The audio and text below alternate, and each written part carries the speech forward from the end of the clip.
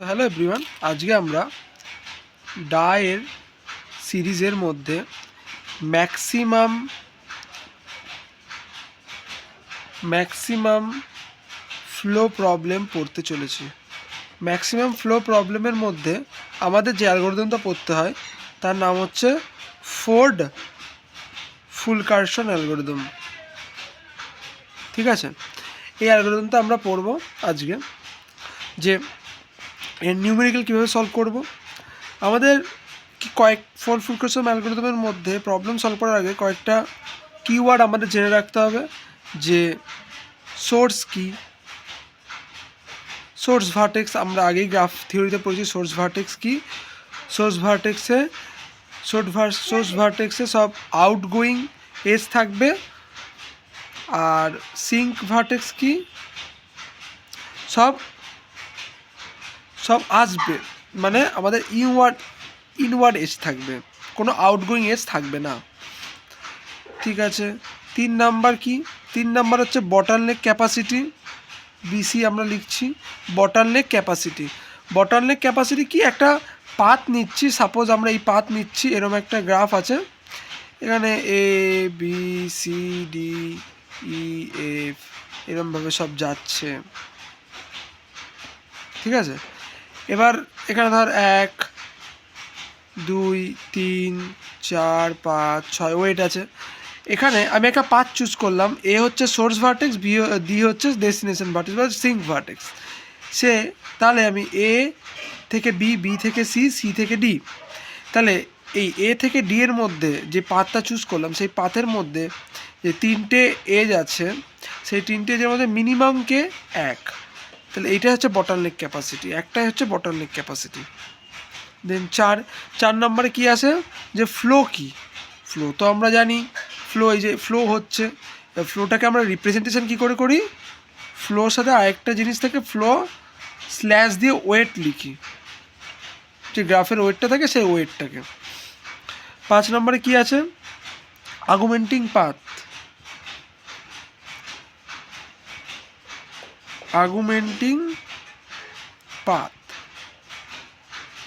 আর্গুমেন্টিং path মানে আমরা যে পাথটা চুজ করলাম সেটাকে আর্গুমেন্টিং পাথ বলে। আর একটা আছে হচ্ছে রিসিডুয়াল ক্যাপাসিটি,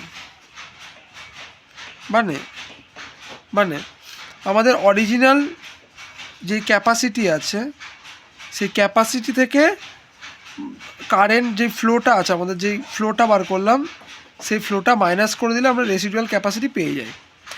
এই 5-6টা জিনিস মাথায় রেখে আমাদের প্রবলেমটা সলভ করতে হবে, নিউমেরিক্যাল সলভ করতে হবে। ঠিক আছে, সো আমরা আসি এখন নিউমেরিক্যালটা। সো কী বলছে নিউমেরিক্যালে? সাপোজ দিয়ে দিয়েছে যে আমাদের একটা গ্রাফ দিয়ে দিয়েছে, ধর 1 থেকে 2, 2 থেকে 3, 3 থেকে 4 যাচ্ছে। আমি আমার ইচ্ছা মতো নিচ্ছি, কোনো গ্রাফ আমি কোনো রেফারেন্স ফলো করছি না আপাতত, যা ইচ্ছা আছে একটা বড় দেখে গ্রাফ এঁকে দিচ্ছি। এখানে দিলাম, তাহলে কত হয়েছে? 7। এবার আমি সাপোজ এজগুলোকে একা দিচ্ছি নাম্বারিং, 7 5 10 10, এখানেও দিই, এখানে 1, এখানে 3 দিই, এটাই 2 দিই, এটাই 7 দিই, এটাই কত দিই? 4 দিই, এটাই 2 দিই। ঠিক আছে, এটা হচ্ছে পুরো গ্রাফ আমাদের। ফার্স্ট স্টেপে কী করব? ইনিশিয়াল স্টেপে সব ফ্লোগুলো আঁকবো। ফ্লো মানে ইনিশিয়াল মানে 0, সব 0 আঁকবো, 0 সব 0 দেবো,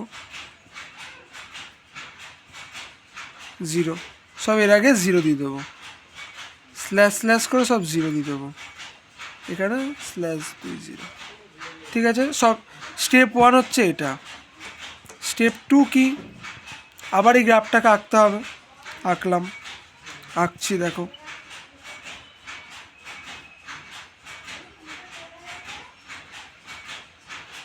3 6 7 4 যাচ্ছে এটা। এবার কি করব? আমাদের এখানে একটা সাইডে এঁকে নিতে হবে, যে একটা টেবিল লিখে নিতে হবে যে অগুমেন্টিং পাথ, অগুমেন্টিং পাথ, আর একটা কি বটলনেক ক্যাপাসিটি, বটলনেক। ঠিক আছে, এই ছকটা কেটে নিতে হবে। ফার্স্টে আমি কোন পাথ চুজ করছি দেখো, আমি সাপোজ এটা হচ্ছে সোর্স ভার্টেক্স, এটা হচ্ছে সাপোজ না, এটা হচ্ছে সোর্স ভার্টেক্স, এটা হচ্ছে সিঙ্কস ভার্টেক্স। তাহলে আমাকে 1 থেকে 7-এ কোনোভাবে যেতে হবে, যতগুলো পাথ হয়। তাহলে আমি ফার্স্ট পাথ চুজ করছি আমার মতো, ইচ্ছা মতো, 1 থেকে 2, 2 থেকে 5, 2 থেকে 7। তাহলে আমি এখানে সেটা লিখে নেবো। কী লিখবো?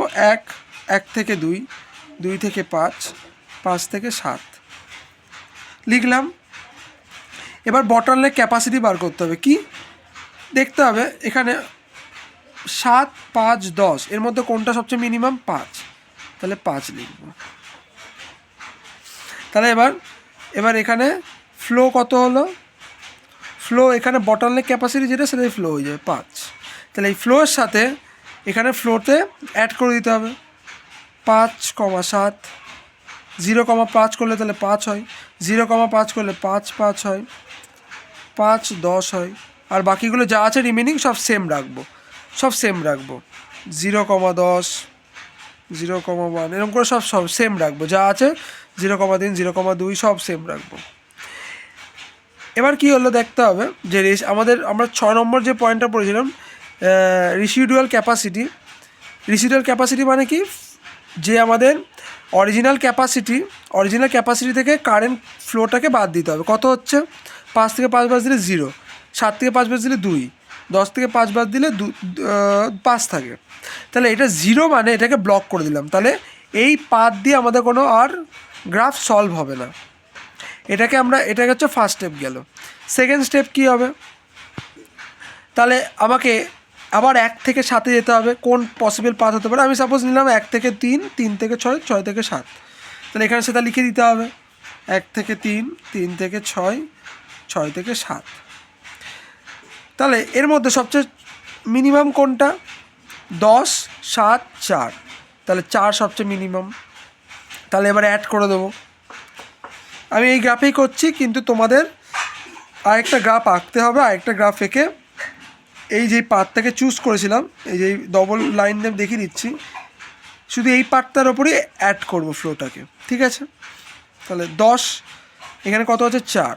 তাহলে 0 + 4 মানে 4, 10। 0 + 4 মানে কত হয়? 4, 4, 4। আমাদের দেখতে হবে রেসিডুয়াল ক্যাপাসিটি কত। এখানে 6, এখানে 3, এখানে 0। তাহলে এটা ব্লক হয়ে গেল। আর এখানে অ্যাড করে দিলাম ফ্লোটাকে। নেক্সট স্টেপ 3 কী হবে? আবার আমাদের দেখতে হবে যে আমি সোর্স থেকে সিঙ্কে কী করে যাচ্ছি। সোর্স থেকে সিঙ্ক যাওয়ার একটা পথ হতে পারে যে 1 থেকে 2, 2 থেকে 4, 4 থেকে 5, 5 থেকে 7। তাহলে সেটা লিখে নিতে হবে এখানে 1 থেকে 2, 2 থেকে 4, 4 থেকে 5, 5 থেকে 7।